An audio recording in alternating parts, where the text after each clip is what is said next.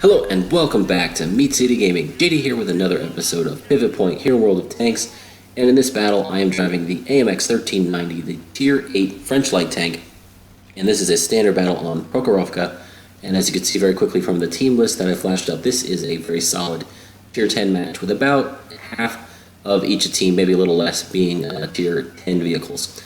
So to start this battle, I'm going to try and do some spotting on Prokhorovka. And this is something I like to do when I'm in a fast mobile tank, is to poke this ridgeline and try and light up anything that's running this road line, the 1-2 line.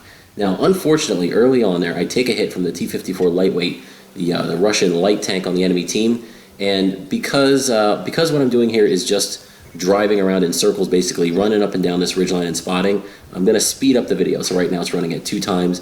I'll put an annotation up. There's a couple other points in the video where nothing super exciting is happening, so I do speed up the gameplay just to get through those sections quickly, so you're not stuck watching something without watching the battle without too much going on in any given moment. We'll get through those sections quickly and then go back to normal speed once we've reached the highlights of the battle throughout this match.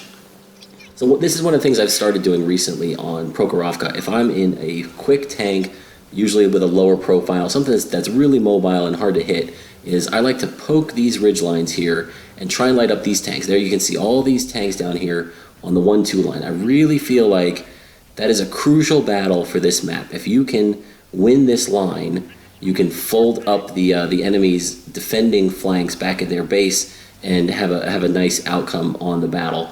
The other point you can do is try to contest the hill, but if you're in a fast, lightly armored tank and you don't have really good gun depression, you're not going to do a whole lot on the hill. So what you can do is poke these lines, and I really try to extend vision down deep into the enemy side. This works from the north or the south, and you try to light up the targets that were down there like I was doing earlier. Now, this can lead to some really impressive assistance damage numbers, but the problem is you've got to have the support from your allies. So you can see I've got 3 tank destroyers on my team, but they're back really far. I need them to be up a little farther because they might not even be rendering these enemies that I'm spotting. There's a T-28 prototype that looks like a Patton down there, I think, as well. So I'm lighting these guys up, but even though I'm spotting them, they're so far from my allies who are back way too far. They can't even get shots at these guys. So I've lit up 5 or 6 enemies right now, and I'm not getting any assistance damage because my allies aren't shooting at those tanks. Now, the IS-7 on the enemy team has pushed really aggressively, and so he is getting lit up. He is seen by my allies, and they're taking him out pretty quickly. But once he's gone, and there he goes, the rest of these enemy tanks are not going to be shot at unless my allies move up a little bit and start to contest the fight there and take advantage of the vision that I'm trying to provide. Usually, that's not a problem. Usually, if I'm up here spotting, running loops, my teammate's able to put a lot of fire in and rack up some great assistance damage totals for me. So throughout the early stages here, we're just trying to do what we can. This tank is not a sniper. The gun on it is great at dishing out damage very, very quickly, but not at long range and not at heavily armored targets. So we're just trying to do what we can, and then when this tank really shines is in the mid to late stages of the game, when you have room to maneuver, room to operate. You can run in, circle tanks that are slower, maybe some turretless tank destroyers, really find some enemies that you can take advantage of, pump your clip, dump all that damage, and then get out again. So once again, we're in a little bit of a spotting mode. This time it was a little less ridge work in terms of running loops, and this time I was just trying to cautiously poke, extend some vision, light some targets up. And now I decide, look, I'm up here doing all this work, but it's not paying off because my allies are not taking advantage of it. They're back here too far. So I pull back. I'm trying to communicate to them to come up and help out, and as I'm retreating, I take a big hit, 500 hit points just about off my tank from one of those tanks that crest the ridge. And now we're pretty much a one-shot for most of the guns that are left in this game. Not all, but most. So I get into the bush here, and I decide, look, the only way this is going to work is if my allies start shooting or if they get lit up, because right now I could extend the vision, but it's just not working, and I can't take another hit right now. So I decide to lay low for a little bit, look for an opportunity here to ambush, and here it comes. I can see the enemy medium tank here. It's that Patton, the Tier 9 version. He's running in, he's looking at my tank destroyers, and so I'm able to come up behind him, crest the ridge, pump one in, take him out, and then get the heck out of here. And now we're trying to retreat, get out of the harm's way, and wow, we take a hit from the 113 and it goes into our tracks. The average damage on the gun of that 113, I believe, is 440 damage. He would have to have had almost a minimum roll for that shot if it had hit and penetrated to not remove us from the game. That was a blessing from the great RNGesus, and we will thank him for that and get our little butt into hiding. We are now going to try and break line of sight, make sure we are not spotted, and we're just going to hug this wall right now. That was quite a stroke of luck that the tracks absorbed that shot, or we probably would have been out of this game, and it would have been a shame because we wouldn't have been able to go on to the end of the battle here and have an influence in these last 7.5 minutes left. So while we're hiding, we do get a nice little opportunity to get revenge on that T-54 lightweight that put one into us early in the battle. We put one in, and it's followed up quickly by an ally taking him out. And now the scores look pretty good. We were up one tank there very momentarily, and now it's tied up. And I'm going for a reload here. I'm staying hidden again. I'm thinking maybe I can do the same thing that I just did. If one of the enemy tanks pushes a little too aggressively at my remaining tank destroyer, and they're focused on him, I'll be able to pop out and do a little assassination run and eliminate another tank and help out my team. But after sitting here for a little while, it looks like that is not going to happen, and I see one of our heavies, the IS-7, is kind of coming over this way, and I'm thinking, great, maybe I can work with him to let him tank. I'll provide some spotting, and hopefully this T-28 prototype can provide some long-range fire support. So we're going to see what we can do up here on the ridge line, back to our old location here from the start of the match where we've spent a lot of time in this battle. And I think that was a T-54 that was in front of us, and he was on pretty much full health. So that's a tank that I really don't want to mess with right now. 2 shots from him, and I'll probably be knocked out of this game. And I want an opportunity where I can dump my full clip into an enemy, hopefully without taking a shot in return. So we see the T-54 is working over towards the hill, and we're just going to see if we can get an opportunity here to put some shots in. Once again, I'm being very cautious now. It's the end of the battle, and suddenly we're down 2 tanks, and things are looking not so great right now. I'm on very low health. Our IS-7 is not so healthy. I think the prototype behind me, he's on like a quarter health there.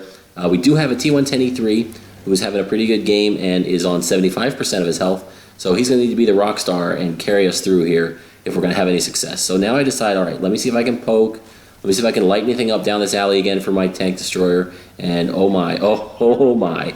Not only a T-110E3, but a T-28 prototype. 2 very big guns on 2 very big American tank destroyers. Thankfully, I did not get spotted there.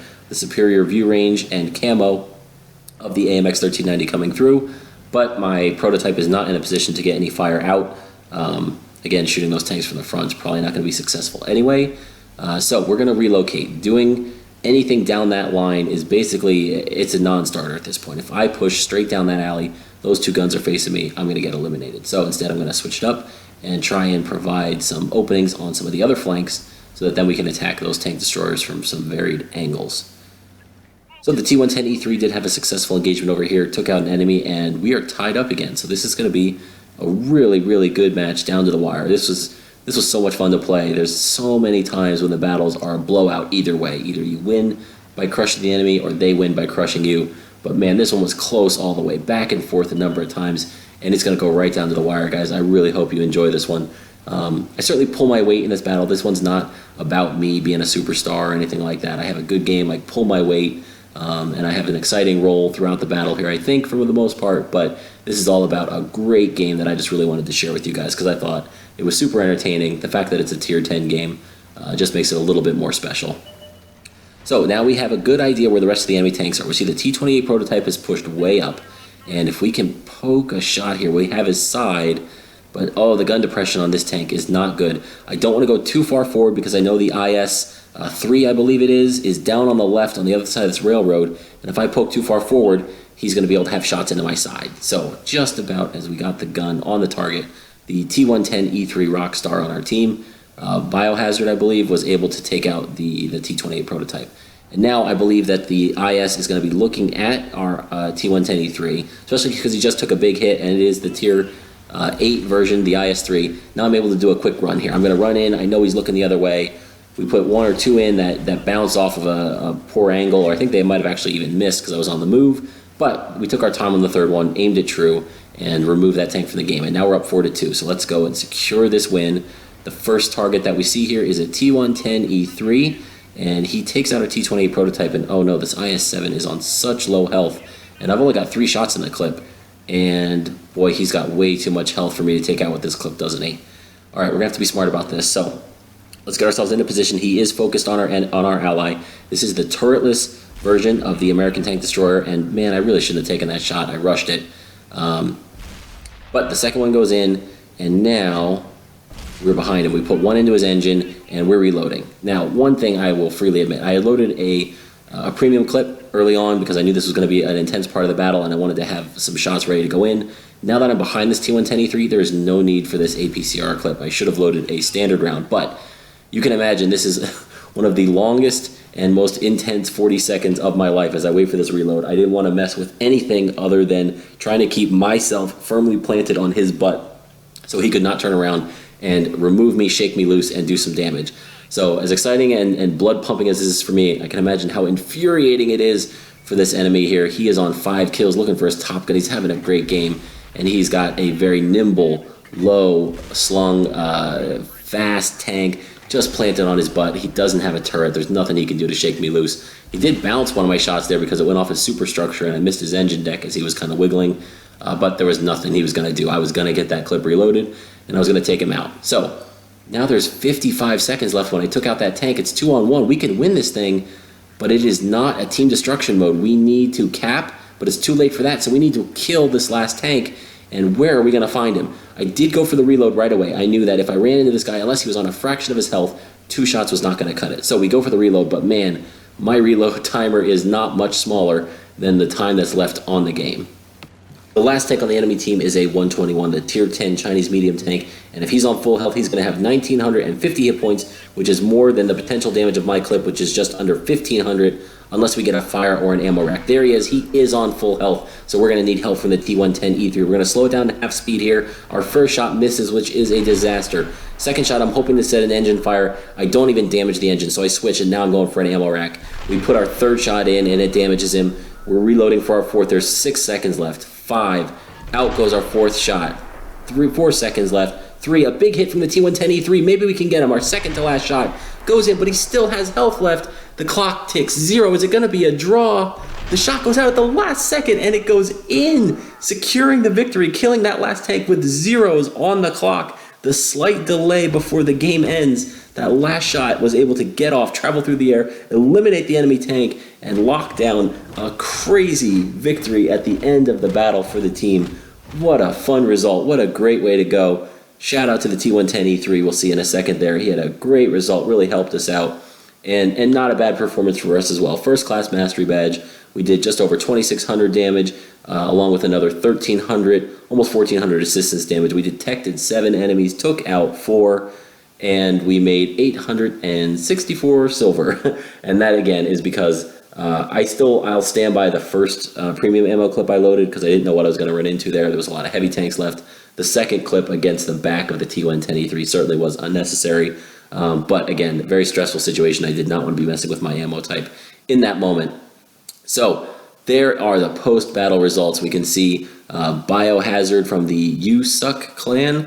Gotta love that. Helped us out there to carry the day. He did 7,500 damage. Really performed like a rock star and helped carry the team. 4 kills for him as well, and 4 kills for us. 1,677 base XP, which is a nice result in the AMX 1390. We fired 19 shots. 14 of those hit. We did fire a couple on the move that missed, and 13 of the 14 penetrated, only bouncing that one off the rear of the T110E3 when he kind of juked us a little bit from behind there, and we missed his engine deck. Man, that was such a fun game to play. Really had me going in terms of getting the blood pumping and the excitement. And when I was able to get in behind the T110E3 and kind of stick there for the full 40-second reload of the AMX 1390, it is a brutal reload. And that was one of the most intense sequences I can think of. And again, nothing but frustration, I'm sure, for the enemy T110E3 driver. They were having a really nice game going for their top gun there. And just that's one of the weaknesses of that tank. He was out in the open, engaging our heavy tank there, our last heavy, trying to eliminate him, which he did. but that exposed him to the weakness of the turretless tank destroyer, and a fast mobile tank like the AMX 1390 is able to exploit those opportunities, which is a really big reason why I think this tank excels in the later stages of the battle. You can try and spot early, but don't throw away your health.